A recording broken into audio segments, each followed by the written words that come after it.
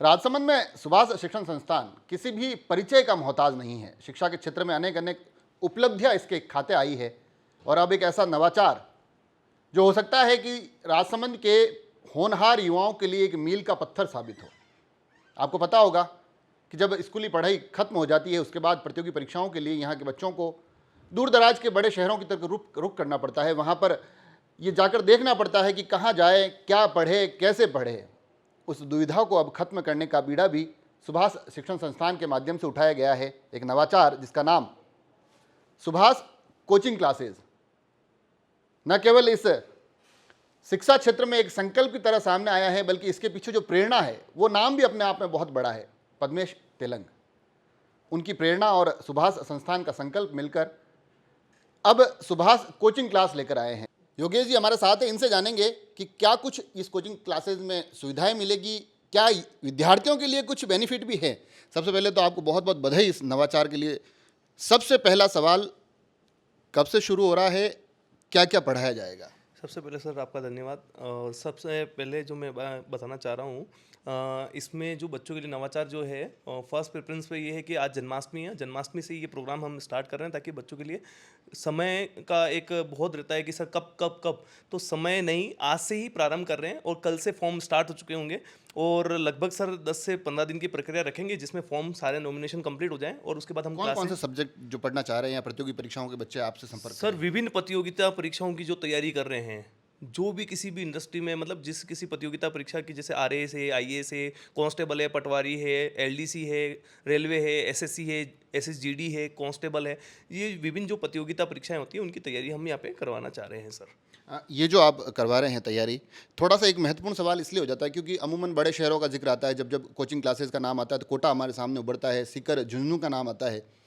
यहाँ पर आप शुरू तो कर रहे हैं मगर पढ़ाएगा कौन, फैकल्टी कहाँ से आ रही है? सर जो फैकल्टी है, जिन शहरों का आप नाम ले रहे हैं हमने वहीं से सारे टीचर्स को हायर किया है। जैसे झुंझुनू की है, कोटा के हैं, जैसे जयपुर से कुछ हैं, कुछ लोग उदयपुर से हैं। तो ऐसे हमने पूरा एक कोलिब्रेशन बनाया है जिससे अच्छी टीम का अरेंजमेंट हुआ है, जिससे आगे बच्चों को ग्रोथ मिलेगा। और सेमिनार और अनेक नवाचारों के माध्यम से बच्चों को, नई शिक्षा नीति के माध्यम से बच्चों को जोड़ेंगे। जिससे सबसे बड़ी बात आती है सर कि कौन सी भी गवर्नमेंट कंपटीशन एग्जाम होता है वो एनसीईआरटी बेस होता है। एनसीईआरटी से स्प्रेड होकर उसको सिलेबस को डिसाइड किया जाता है और उसी के हिसाब से कंटेंट का फुलफिल किया जाता है। एक जो आपने मुझे बताया था ऑफ द कैमरा की जो बच्चे आएंगे, जो बैच शुरू होंगे उसमें पहले बैच को कुछ आप बेनिफिट दे रहे हैं, दूसरे बैच के लिए भी कुछ लाभ है, तो ये क्या योजना है?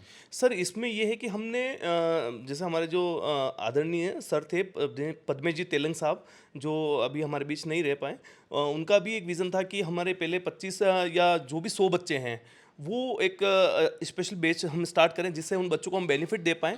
और जो सेकंड बैच है उनमें भी हम 50% बच्चों को हम ये बेनिफिट दे पाएँ। आप कह रहे हैं कि जो पहला बैच आएगा वो जो फीस होगी उसका 25% में पढ़ लेंगे और दूसरा बैच जो आएगा वो 50% में पढ़ लेंगे? बिल्कुल, ये सर 50% में ही बच्चों का रहेगा। आगे भी जैसे कहीं ऐसे समय, मतलब सिचुएशन के हिसाब से और भी आगे स्कॉलरशिप रहती जाएगी। एक जो विषय निकल कर आता है, क्योंकि शिक्षा के क्षेत्र में आजकल लगातार डिजिटल चीज़ें अलग अलग दिखाई दे रही है।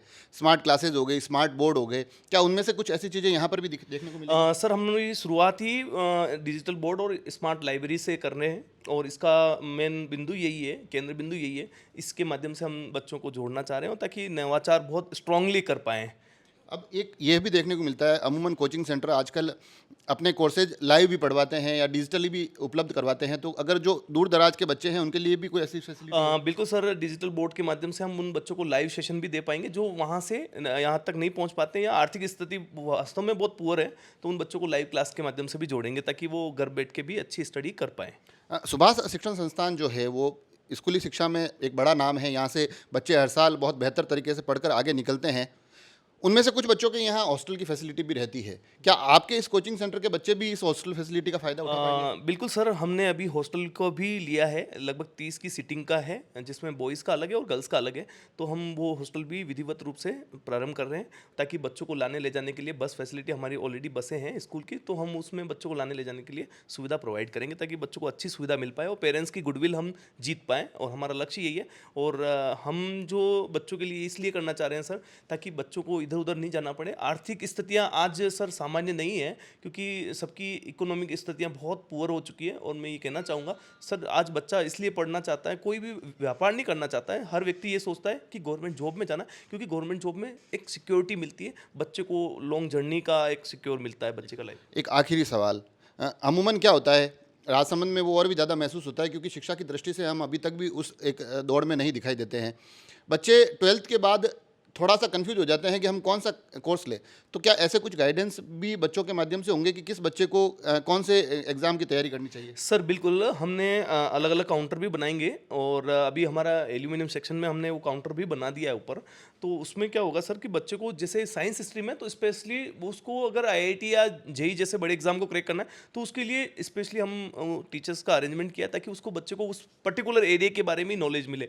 अगर वो डॉक्टर बनना चाहता है, डॉक्टर कौन कौन से होते हैं, बीडीएस होता है, एमबीबीएस होता है, डेंटिस्ट होता है, जितने भी डॉक्टर्स होते हैं, होम्योपैथिक होता है, आयुर्वेदिक होता है, तो ये सारी इन्फॉर्मेशन एक अच्छा व्यक्ति, जब मैं उस एग्जाम को क्रैक करूंगा तभी तो मैं नॉलेज दे पाऊंगा। अगर मैं ही उसमें वीक हूं तो मैं कैसे नॉलेज दे पाऊंगा? तो सबसे इंपॉर्टेंट है उस क्षेत्र के नॉलेज रखने वाला व्यक्ति ही उनके लिए, बच्चों के लिए गाइडेंस करेंगे सर।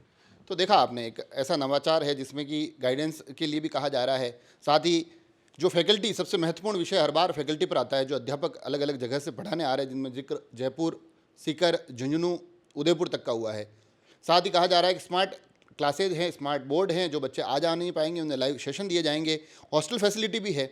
और कुल मिलाकर कोशिश ये की जाएगी कि जो राजसमंद के बच्चे हैं, जिनको कोचिंग के लिए दूर दराज बड़े शहरों की तरफ मुंह देखना पड़ता है, उस तरफ रुख करना पड़ता है, अब उनकी यात्रा सुभाष शिक्षण संस्थान के इस परिसर में, जो कि धोइंदा के समीप स्थित है, वहीं पर आकर वो एक बेहतर कोचिंग प्राप्त कर सकते हैं। जुड़े रहें राजसमंद एक्सप्रेस से। धन्यवाद।